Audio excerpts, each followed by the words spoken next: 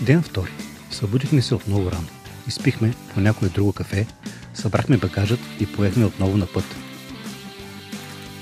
Идеята беше да се доберем до подножието на прохода Трансалпина и да нощуваме някъде в Новачи.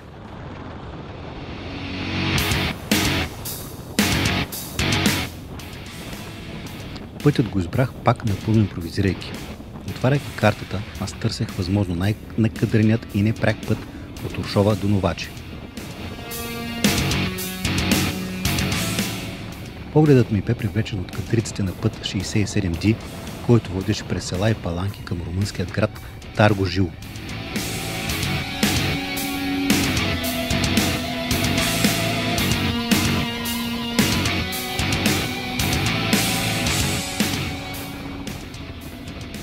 Никой от компанията не знаеше какво ни очаква по пътя, като имаше вероятност и на места асфалтът да липсва. Но въпреки дъждът, с който стартирахме началото на деня, те нямаха нищо напротив към избрания от мен маршрут.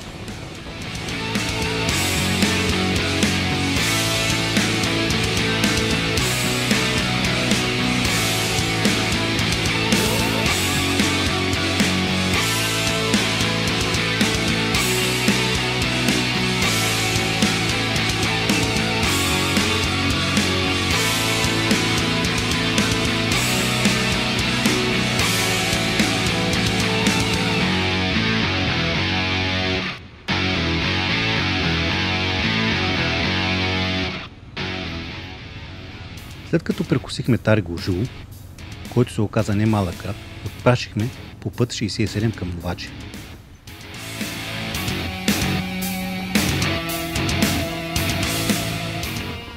Стигнахме към края на деня в Новачи, естествено, без да сме букнали някоя къща за гости или хотелче и разбира се, изобщо нямаме бегла идея къде ще се спи.